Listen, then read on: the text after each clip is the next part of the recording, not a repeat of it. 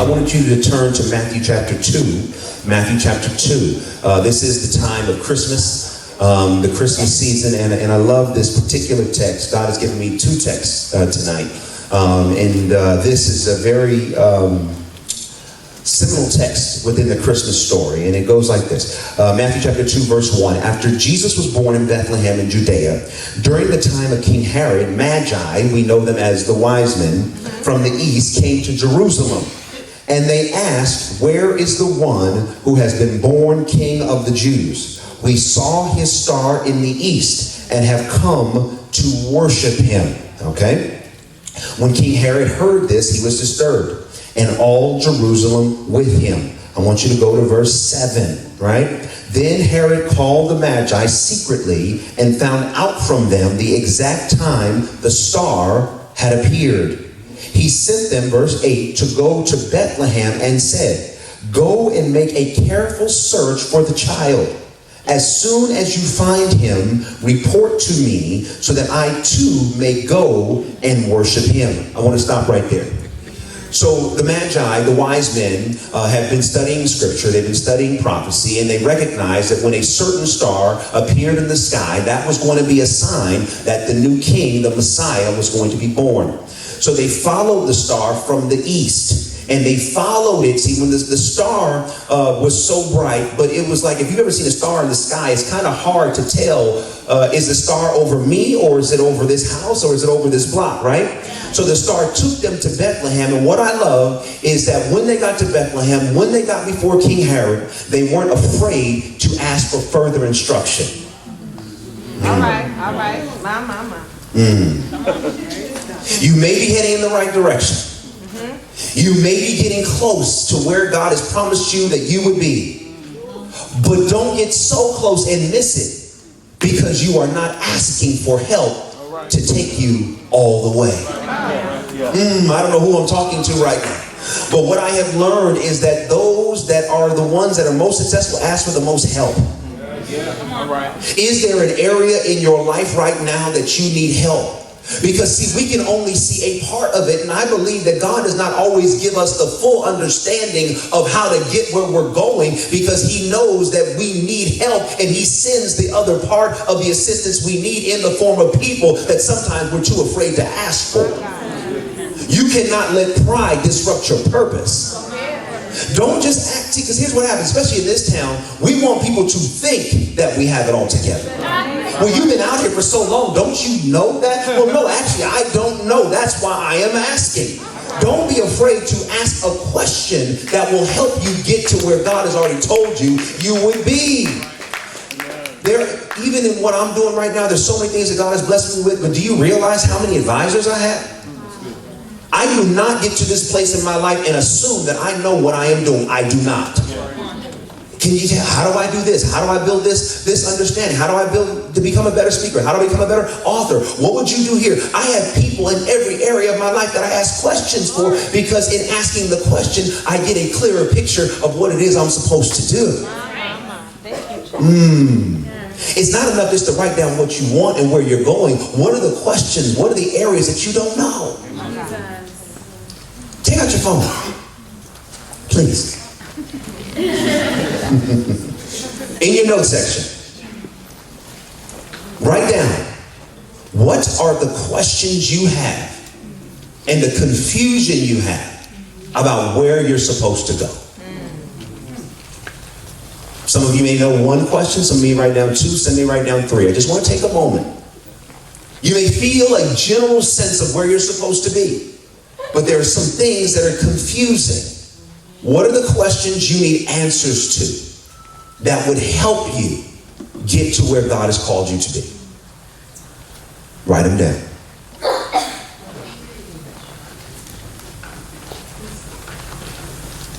Write them down.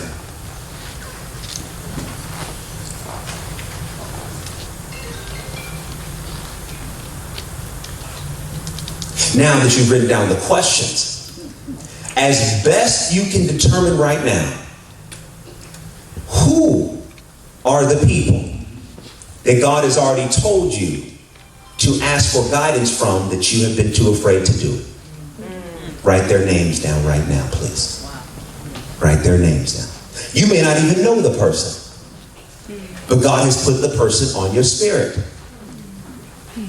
Write their names down.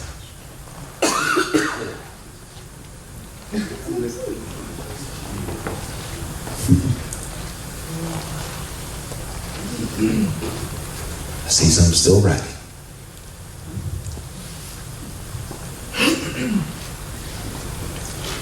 All right. This, over the break, is your homework. Ask God for clarity on the questions you have written down. And ask God for divine timing on when you should ask the people that He has put on your heart. This is so important because I believe that the success of next year is going to directly depend upon the quality of the direction that we get. That's why coming to ascend, that's why coming together, not forsaking the assembly of ourselves, is important because it's directional. We help give more clarity on what we're supposed to do and how we're supposed to do it. All right? Questions? People? Don't be afraid. Turn to your neighbor and say, don't be afraid to ask. Turn to your other neighbor and say, don't act like you got it all together. You're not that good of an actor. All right, let's keep going. They asked for help, right? So then it says, verse 9, after they heard the king, they went on their way, and the star they had seen in the east went ahead of them until it stopped over the place where the child was. When they saw the star, they were overjoyed, excited because they realized that this had to be the destination where the star was leading them to. Verse 11. On coming to the house, they saw the child with his mother Mary, and they bowed down and worshiped him. Then they opened their treasures and presented him with gifts of gold, of incense, and myrrh. And having been warned in a dream not to go back to Herod, they returned to their country by another route. What's so fascinating is that the wise men understood the power of honor. This word right here will transform everything in your life right now. Amen. Because anything in your life that you do not honor will die.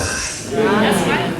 And this is why it is so important. When we talked at the beginning of this message and I was telling you to have more gratitude, God has allowed certain relationships, friendships, businessships to come into your orbit.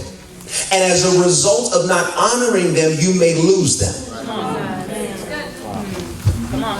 There are some people right now that deserve a thank you from you or I, but we've been too busy to give it.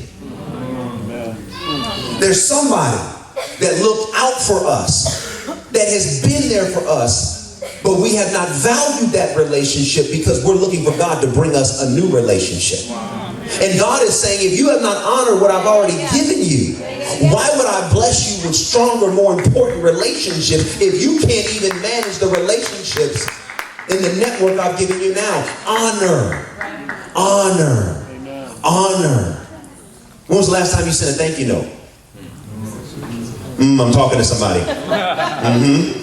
Watch this. See, gratitude is a key that unlocks the door. So some of you, how many are actors in the house? Right?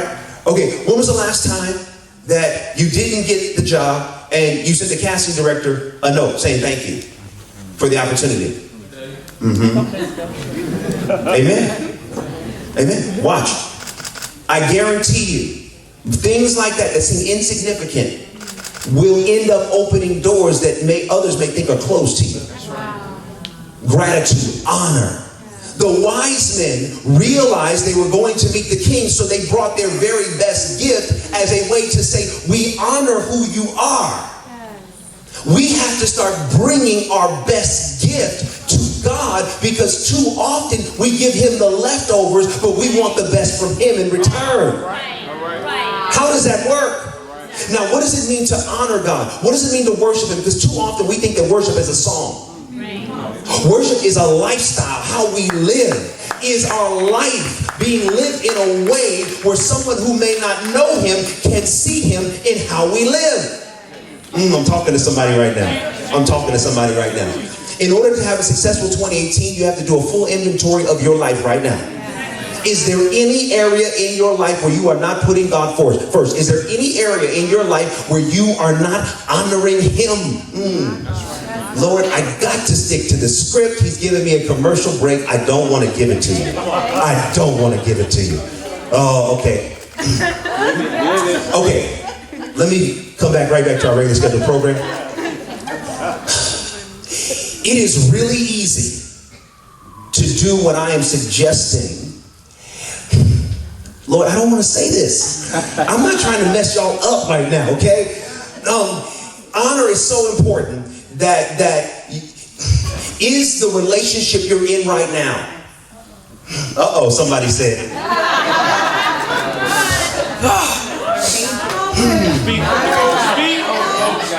Oh, man. Let me come back to relationship in a minute. Is how you're dating right now. Honoring who you say you believe in and who you committed your life to. Is the behavior in your dating life aligning with what you say you are about? Because sometimes we allow a habit of dating poorly to go unchecked by this idea of honor. Because we say, no, I'll honor you with my money, Lord. I'll honor you with my profession. But personally, you know how it is, God. You created us this way. Don't play with me. Please don't play with me. I'm just trying to help you. I'm trying to help you get where He has called you to be. Amen? Honor. We serve a God who honors honor. But we can't say, this area of my life, Lord, I don't want you to touch. And then get mad at Him when He does not give us the full measure of what He's promised, because He realizes that we may be irresponsible not to be able to handle all He has for us. Why? Because there's an area in our life where we are choosing to not honor Him. Oh, Lord. Is who you're dating helping Him honor? Helping you honor Him? Amen. I might need a ride home. I need a ride home, but you know, we're going to end this year with truth. You know what I'm saying? I'd rather you have the truth and you be mad than to leave here feeling good, but then you get no truth. The truth will help change you and get you to the place where God wants you to be. I cannot lie to you and say, I got to be honest with you. We serve a God that honors honor. We have to honor Him with how we live. Does that mean we're always going to do it perfect? No. That's where we need grace, right? But it's about our intention. When we repent, it means we have an intent to change. Some of us have prayed over a sin, but it wasn't really repentance because we had no intention to change. Wow.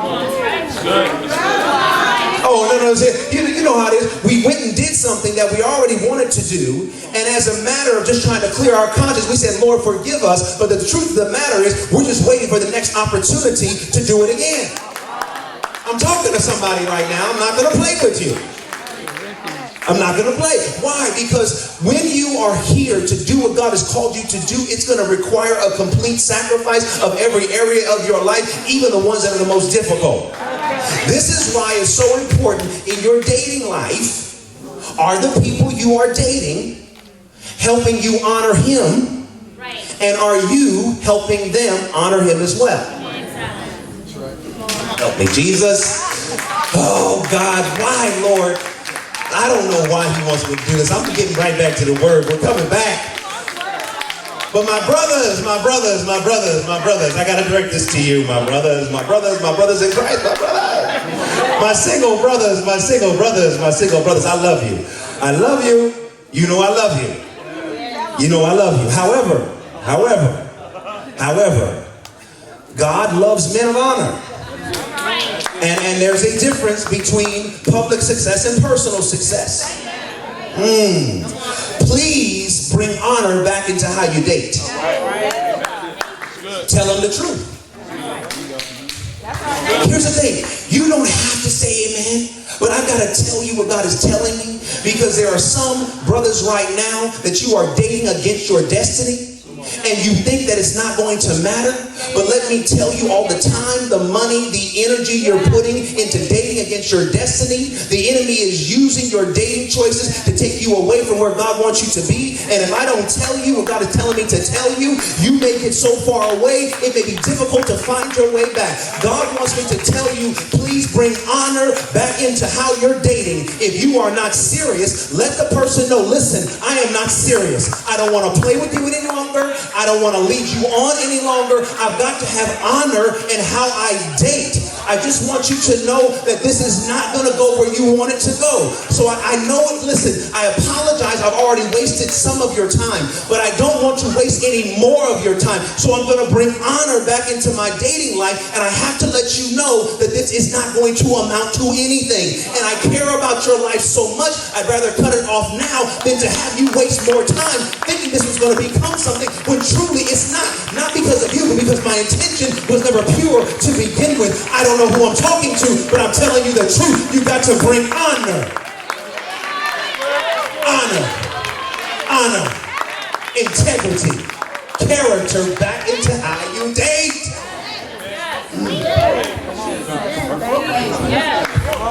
Oh, Lord. Why do you want me to do this, Lord? One last word to the brothers. One last word to my brothers. One last word. If you are dating more than one, be honest with the ones that you're dating, what you're doing. Because what's done in the dark will come to light. See, we talk about real manhood. Real manhood is integrity. Real manhood is truth. No, we're just playing. We're playing. Because we don't even sometimes in our dating life don't have enough courage to say, hey, look, I want to be real honest with you about what's going on. Because then what happens is men, when we're honest about what's going on, we then give the woman the choice to say, hey, you know what? No, I don't want to be a part of that. Listen, I wish I could apologize. I love you, but I got to give you what God is telling me to give you. Because it's so important as men to bring honor back into our relationships. Because how is it that as a man, when we ultimately get married, and our task is to love the one that we're with, to love our wife as Christ loved the church, right? And Christ ultimately gave his life for the church. So in marriage, we're supposed to put ourselves in a sacrificial dynamic with our wife. But if we have not practiced sacrifice in our dating life, it's going to be very hard for that sacrificial way of living to show up in marriage. Okay. So to the ladies, I got to say this. You got to bring honor back in your dating life too. Don't think I'm just gonna be on the men all night. Come on, women. Come on, single, saved, and sexy. Come on now. Come on now. Hey, God made you that way. It's true. Nothing wrong with that. But you got to bring honor too. So what does that mean? That means don't buy into the world's way of thinking. That if you don't do things that are not honorable before God, that you will be alone.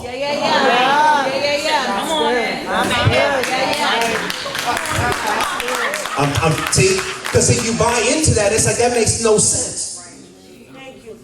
See, I've said this before, I'm going to say it again just to remind you. Go back to Genesis and the creation of Adam and Eve. Who had the need? Adam. He went through the whole garden and could not find suitable help. He was the one with the need. So when Eve came into the earth, did she come in needing Adam? No, Adam needed her. But then all of a sudden we want to flip it thinking, oh, if I'm a woman, if you're a woman and you don't have a man, something's wrong with you. There's nothing wrong with you. If you are single, you are whole. Ain't nothing wrong with you. You are complete. You're good. So as you understand that, it can help you position yourself to wait for the right person. The right person will honor your commitment to him. As long as you honor it. I said that. Bring honor back into dating. Don't think that doing things that are not honorable before God will then allow you to get what he's called you to receive in the way he wants you to receive it. Can I say it? Last thing I'm going to say to the women, you are worthy of God's very best. You're worthy of it. You're worthy of it. I want 2018 to be the year of God's best, amen? Year of God's best. The year of God's best for you. Right? So let me tell you, if a brother shows up and can't handle this thing of honor, pray for him. Pray for him. Say, you know what, listen, I'm just going to pray that God will mature you in this area. But here's what I'm not going to do. I'm not going to start building an emotional relationship or dynamic with you on the hopes that one day you'll get ready. When you are ready, show up. And if I'm still here, cool. But if not, God bless you. I don't know who I'm talking to right now. It's okay to bring honor back into your relationship. Okay, wow, back to our regularly scheduled program. Woo! We had to just get that out. I don't know who I just helped right there. I'm sorry if I cut you, but not really. I just want you to be healthy, healed, and whole as you go into 2018 with the truth. So watch this. The wise men, here's the thing. They honor God. They honor Jesus. And they bring their very best gifts. Gold, frankincense, and myrrh were expensive gifts. Now watch this. We need to get in the habit of bringing our best every day. Right. The difference between those that just get by and those that excel is the difference of what we do day to day with what we've been given. Now, sometimes we're waiting for an opportunity to then give what we've been given.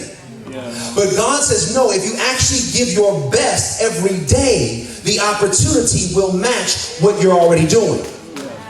So for example, right, like I've been praying, like, Lord, okay, give me more opportunities on television, right? And opportunities weren't coming. But God says, you got social media. Say that. So you can begin to inspire and motivate people on social media. Why are you waiting for some television station to give you an opportunity? Start using what you got. We're talking about years ago. So every day I said, okay, I'm going to start programming my social media page as if it was a channel with inspiration, motivation, practical tips, advice. And do you realize that over the course of years, finally this platform has created such an audience that now people want me to be on television, right, to do what I'm already doing on social media. Because God says, don't wait for the opportunity. Start using your gift right now. Bring me your very best every day. That's right. If you want to go to the next level in 2018, it's going to require a discipline for the season.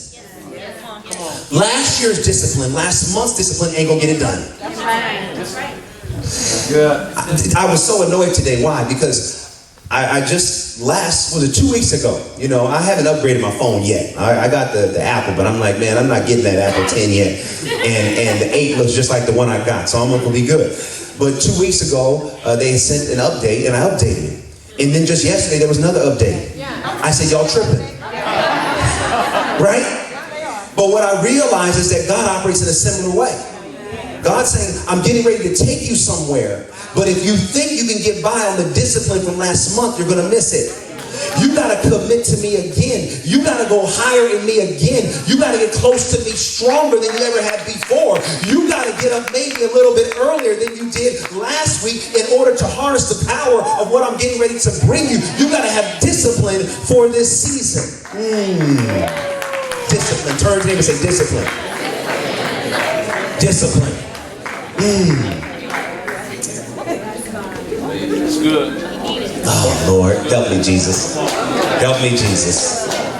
Help me, Jesus. Because see, the gift that God has given us, the discipline helps give us the strength to manifest the power of our gift. The gift within you, the gift within me is incredibly powerful.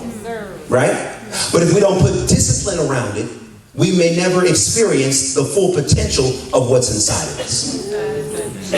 Discipline is the incubator for our gifting. Right? Last night, Kobe Bryant, they retired his jerseys, right? The way that he was great because of his discipline. It was like, you know, I'm going to get there early before the other teammates. I'm going to shoot more shots. I'm going to visualize what's going to happen on the court, and I am going to dominate when it's time for me to go. Why? Because this is what I'm focused on, and my discipline is going to help incubate my gifting. You may be incredibly gifted, but without discipline, you may never understand the fullness of your creation. Discipline. Discipline. Discipline. I'm coming back to my word. Okay, see, here's what this means for 2018. Lord, help me, Lord. Because see, I was just trying to give y'all an end of the year, amen, see you later message, amen. But God is just calling me just to tell you the truth. That's right. See, here's the thing about discipline, is that it starts from the moment you wake up. But how we wake up is directly linked to how we went to bed. Wow. If you know God is going to do something great the next day, then that has to impact how you live the night before. That's right. Oh, wow. Help me, Lord. Help me, Lord. Because see, too often we focus on the day, not realizing what we did the night before and how we did it is going to impact what happens the next day.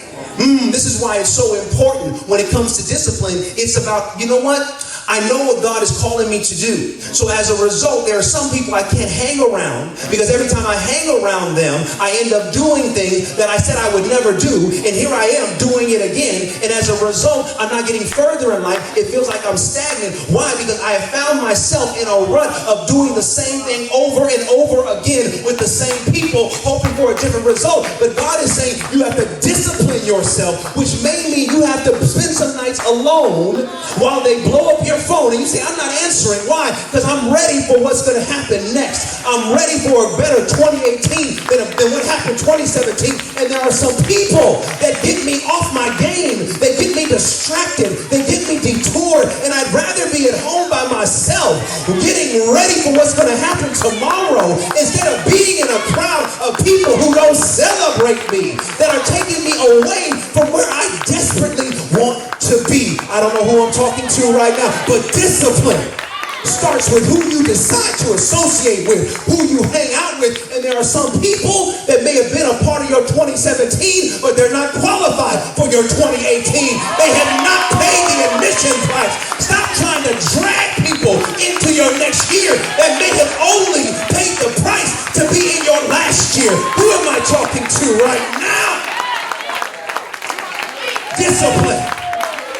Discipline. Oh, I don't know who I'm talking to. I don't know. It's not about the likes. It's not about the popularity. It ain't about that. This is why, you know what? This whole month, I have not really paid that much attention to people's responses to what I posted on my page. Right? Because I realized I need to increase my level of discipline. Because I'm being distracted by seeing how people are responding. God is telling me what to post. Let that be enough. Instead of trying to manipulate my gifting to get more likes and comments, and what does that do for me anyway? Discipline.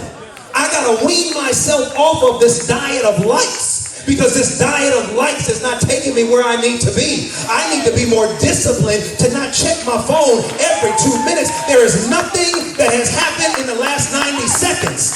But there are ideas that God gives us because we're so undisciplined about our usage of our phone, we miss it. When you have an idea, watch this, because I know I'm not the only one. God gives us an idea. We open up our phone. We start to go to our notes to write it down. And we say, oh, let me check what's going on Instagram. Let me check Facebook. Let me check Twitter. And then we say, what did I pull this out for? Who am I talking to? Everybody been there? This is why 2018 has to be a year of discipline. Discipline. Discipline. Discipline. What are the things that detour you? Those are the clues of where discipline may be needed most in your life. Discipline. Discipline. Oh, Lord. Why? Why, God? Okay, I'm just trying to be obedient tonight. That's all this is. Tonight's message is just obedience. That's it. I'm trying to be obedient. In order to harvest the power of our gift, we got to take better care of the temple. Can I say it? Can I say it? Can I say it? Because if we have a strong spirit, but the temple is crumbling, we have no house for the temple for the spirit to reside in. The body is the temple of the living God. We got to put more discipline into taking care of what God has given us. Am I right? Am I right? So this means that, because here's the thing, you're going to get to a place when things start to really happen. And if your temple's not in shape, you're not going to be able to keep up with your gifting. It's real, right? That's right. That's good. That's real. As life begins to take off in the way you've been praying, wouldn't it be one of the greatest disappointments that God honors your prayer and he answers it and takes you to that level, but physically you can't sustain because there's no discipline in how you take care of the temple? Can I say it? Can I say it? Is that all right?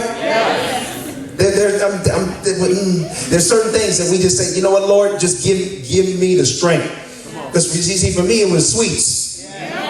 Come on, somebody, please. Let's just have an honest moment. All right? Like, you know, here's the thing. I've been off meat since June or whatever, right? I watched What the Health, right? And man, that thing messed me up. I'm not going to get on that right now. But anyway, I said, I'm going to try it. I'm going to go off meat. But even though I got off meat, it was like I would have a good meal, and then afterwards, salt and straw. Anybody heard of salt and straw? Come on now. There's an anointing on that ice cream now. Let me tell you something. Oh, my Lord. Come on now. Come on, y'all. Don't get started. So every night, I'm like, you know, looking for something. You know, kettle corn, whatever. Hey, I'm just telling y'all the truth. But what I realize is that you know, 75% of discipline might as well be the same as 0. Because me continuing to add sugar to that degree to my diet every day was disrupting the good choices I was making. So yes, I may have worked out. Yes, I may have been eating, you know, the right things. But if every day I come home and I end the day with something sweet, it disrupts the good work that I've already done. Discipline. Turn to your neighbor and say, I'm getting my temple right. Turn to your neighbor and say, I'm getting my temple fit. Discipline. Discipline. Discipline. Discipline. You literally, when you're at the restaurant, you're like, Lord, I'm not looking at the dessert menu. Right? Or it's like, no, don't bring the bread to the table. Cheesecake Factory, don't you bring that bread. Don't you dare. Don't you, in the name of Jesus, don't you put that on that table. Come on, who am I talking to? Don't play with me and sin, right? Right? Because it's like the enemy will send little things. Oh, you can have a couple pieces. Next thing you know, the whole basket's gone. Both loaves. Right? Discipline. Discipline. Discipline. Turn to your neighbor and say discipline.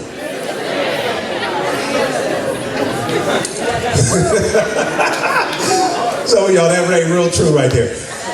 So as the wise men bring their very best to Jesus, what I found so interesting about the text, which leads to my second text, and then we're going to close, which is the wise men followed the star to help them get to Jesus. And what was so interesting as I began to study the text, Jesus, in his first sermon, called the Sermon on the Mount, helps us identify where the star is now. The star is a light in the sky, right? And the way they could see the star is because that light is illuminated by the darkness, the backdrop that it's shining against, right? So I want to just draw your attention to a text from Jesus' Sermon on the Mount. Is Matthew chapter 5, verse 14, and he's talking to the Israelites of the time. He says, "You are the light of the world. A city on a hill cannot be hidden. Neither do people light a lamp and put it under a bowl. Instead, they put it on its stand, and it gives light to everyone in the house. In the same way, let your light shine before men and women, that they may see your good deeds, and as a result, praise your Father in heaven." Yes, Lord. Interesting. So Jesus in his first sermon, he's saying, you have to now be the light that will draw people to me. So as us being the light, so us, we are the light. We are the star. Because all the star is a light that shines against the backdrop of darkness. So as us being the light, how do we shine? And why aren't we shining more brightly? It's time to shine. What are the things that we do that dim our light? Come on. I want 2018 to be the year where you shine brighter than you ever have in any other year of your existence. Can I hope that for you? Can I pray that for you? And part of why we don't shine, and I say we don't shine the way that we can and the way we were created to function, is because of our concern about the opinions of others. We're concerned that somebody that may only know one aspect of our shine may say, who do you think you are trying to do this, because they only know you in one way. But God is saying, if you're the light of the world, I need you to operate at full capacity.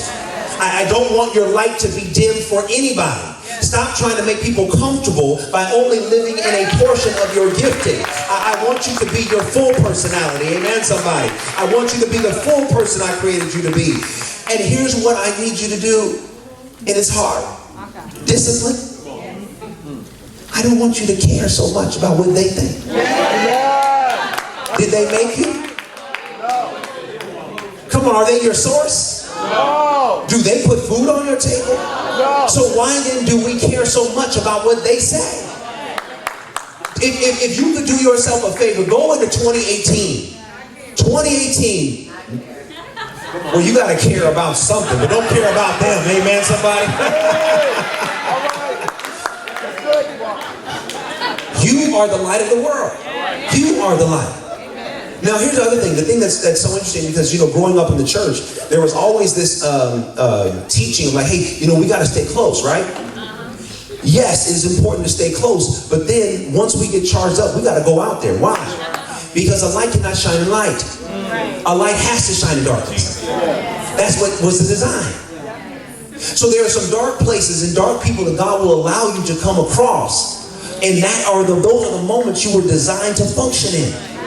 So don't be afraid of darkness. It's crazy. Can you imagine that the star is like afraid to be in the sky? Oh, it's just too dark. I don't know. It makes no sense. Don't be afraid to be everything God called you to be. Don't be afraid. Be it. Become it. Do it. And part of what this means in 2018 for your light to shine, there are certain ideas that God has told you to do. Going back to what we talked about at the beginning, you got to start putting some faith behind it. Take a step of faith and do it. Some of you, God has said, I want you to start a clothing line. I'm just telling you what God said. Somebody say, oh, Jesus. You're in my mouth. He said, start it. He said, start it. Some of you, God is saying, listen, I want to rebrand your whole life. Amen. But you've been resistant. Well, Lord, what's that going to mean? How am I going to do this? God said, stop worrying so much. You're the light. You were designed to shine. Don't be afraid to step into the fullness of who you were created to be. Please. What I love is that being a light is functional, right? Yeah. The text says you don't light a lamp and put it underneath a bushel, because that's not its function. The light was designed to shine in a way that others can see. Why are you so afraid of people knowing who you really are? Why? The real you is the you the world needs. It's time to keep the representative at home. The representative has taken you as far as they can take you, and now it's time for the real you to shine. Turn to your neighbor and say, it's the real you. Turn to the other neighbor and say, I've got to start being the real me. Because when we actually begin to operate in who we really are, this is when we begin to harness the power of the light within. When you put a light on a stand and it operates according to its function, it then becomes directional. Yeah. So when we look at ourselves as lights, It's not just about drawing people to our social media page. It's not just about drawing people to our gifting. The Bible says that when we shine according to our function, right? Then men and women will be able to see our good deeds. And as a result, they'll know who he is. That's right. So I ask you a question. If you and I were to live, let's say we could shine at 100 watts, but we only chose to operate at 50. And there were other people attached to that second 50 that never came to know him because we made a choice to not operate at full capacity. Would it have been worth it? For every person you think will hate on you for being the real you, I guarantee you there are 100 more that have been waiting and saying, yes. Oh my goodness, so there are other people like me. And you mean to tell me you serve God and you still are this person? My goodness, where have you been? You don't even realize how many souls are connected to your obedience. Please stop dimming your light. It's time to shine. Turn to your neighbor and say, it's time to shine. It's time to shine. It's time to shine. It's time to shine. It's time to shine. It's time to shine. It's time to shine. Stop being afraid of being great. You were created for great. It's in your DNA. It's in your DNA. It's in my DNA. We were created to be great. And let me ask you a question. How many more days can you stand to live beneath the fullness of your calling? How many more days? Because see, too often, what do? We say, oh, December 31st, on January 1st. On January 1st. So, what's today? 19. So we got 12 more days. Right? Can you stand to wait 12 more days? I don't know about you, but whatever God needs me to do right now, I want to do it now.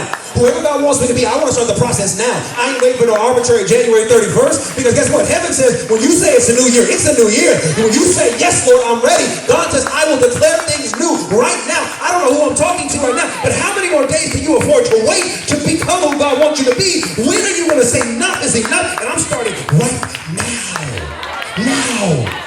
I'm not waiting until January 1st to then say, here are my New Year's resolutions. I'm making some resolutions right now that have nothing to do with the new year. It has everything to do with the new you that I know I've got to be. I've got to shine this year. I've got to be who God called me to be. I can't dim my light any longer. I have to operate in the fullness of my calling. And if people can't handle it, God bless them. I'll get them sunglasses. I'll get them some contact lenses. Whatever they need, I'll get them. But I cannot lower my light just to fit in any longer. I've got to operate according to my function. I am designed to be on the stand, not under a bush, so people will know who he is. I don't know who I'm talking to right now, but I've got to point to it. Because in dark times, there are others who may never know who he is until we get in position to do what we've been called to do. You've got to get in position. You've got to get your light where it's designed to function. That means it's time to put some discipline. It means it's time to look at our life and say, Lord, if I am not honoring you, show me what I need to do to present my body as a living sacrifice so it may be acceptable in your sight.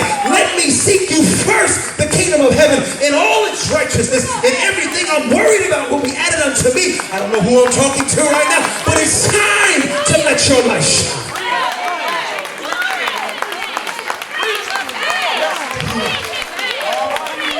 Oh, last thing I'm going to say. God wants me to say, last thing I'm going to say. I don't know who this is for, but I got to say it. What keeps our light dim? What keeps our light dim? What keeps it dim?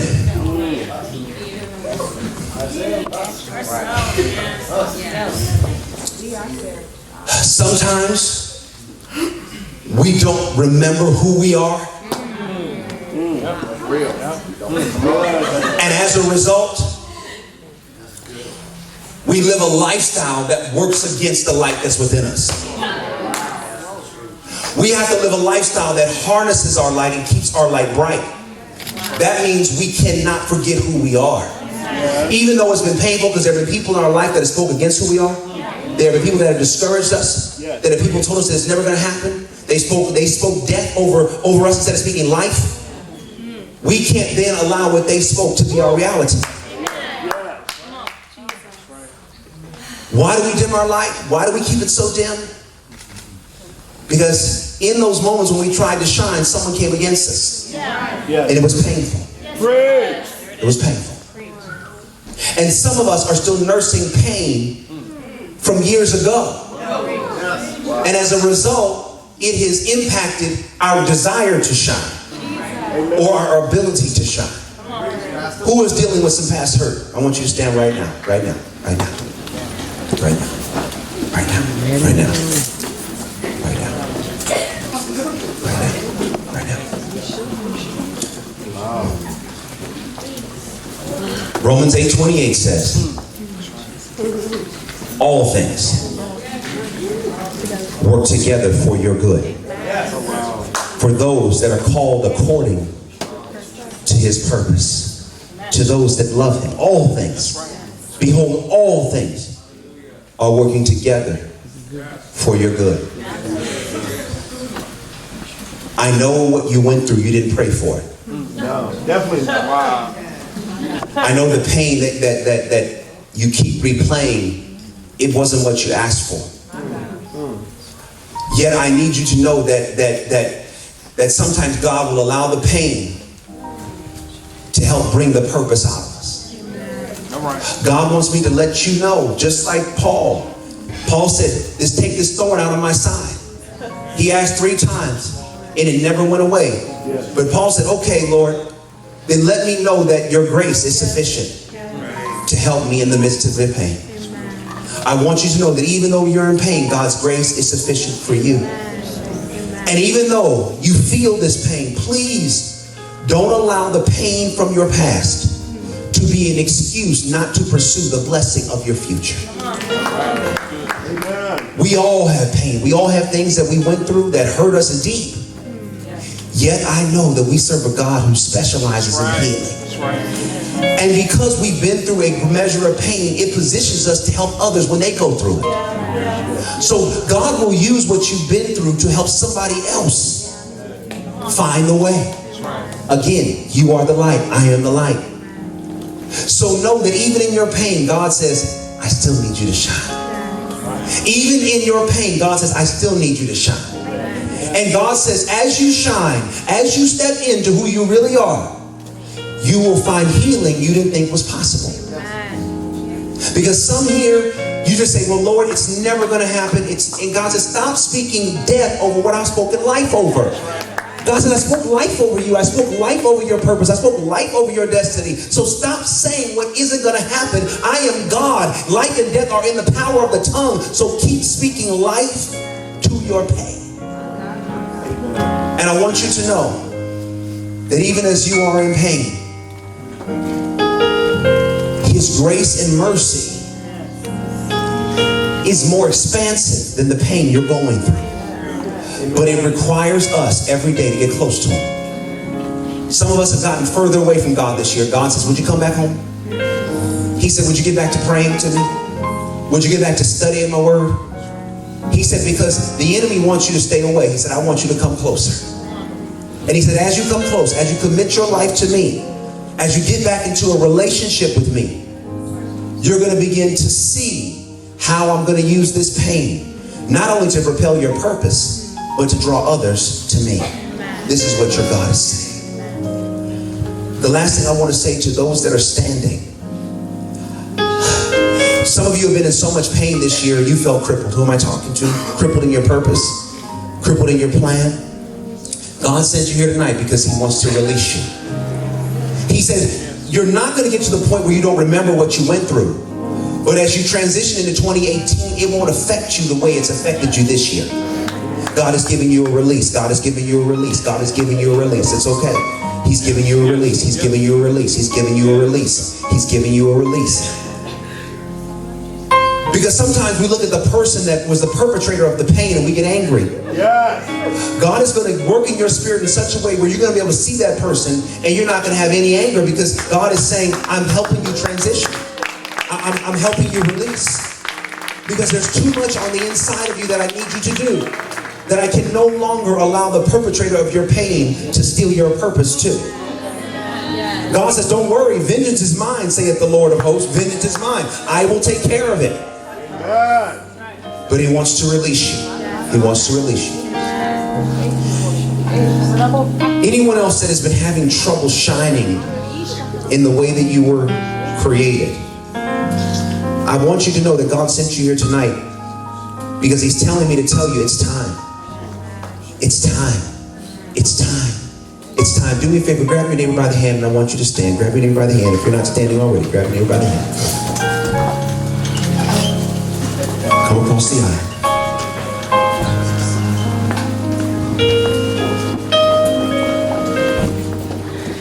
I want you to turn to your neighbor and say, you are incredible. I want you to turn to your other neighbor and say, you are needed. I want you to turn to your other neighbor and say, it's time to be everything you were created to be. Push through the pain. Push through the pain. Push through the pain. And you will find your purpose, your power, and you will get your praise back. Oh, I don't know who that was for. I don't know who that was for. I don't know who that was for. I felt that. I felt that. Because some of us been in so much pain, we haven't been able to praise God the way we used to. But God is saying, I'm bringing your praise back. I'm giving it back to you. I don't know who I'm talking to right now, but your praise is coming back. The joy of the Lord is your strength. Your joy is coming back. I don't know who I'm talking to, but your joy is being restored. The praise is rising up in you. The pain is being pushed back, and your praise is taking center stage in your life. God is telling me to tell you, it's coming back. Your joy is being restored. Your strength is coming back. In the mighty name of Jesus. Yes. Yes, it's coming back. Oh, it's coming back. Do anybody feel stronger right now? It's coming back. It's coming back. It's coming back. It's coming back. Thank you. Thank you. Why don't you just take a moment and thank him? Why don't you just take a moment and thank him? Why don't you just take a moment and say, thank you, Jesus. Thank you, Jesus. Thank you. Thank you. Why don't you thank him? Why don't you just thank him? Say, Lord, I appreciate you. Lord, I'm grateful. Oh, I'm grateful. Yes, Lord. Hallelujah. Hold on. Don't you patty cake your God. I need you to thank him. Thank you for 2018. Thank you for 2018. Praise him for what's already on the way. Praise him for what's already on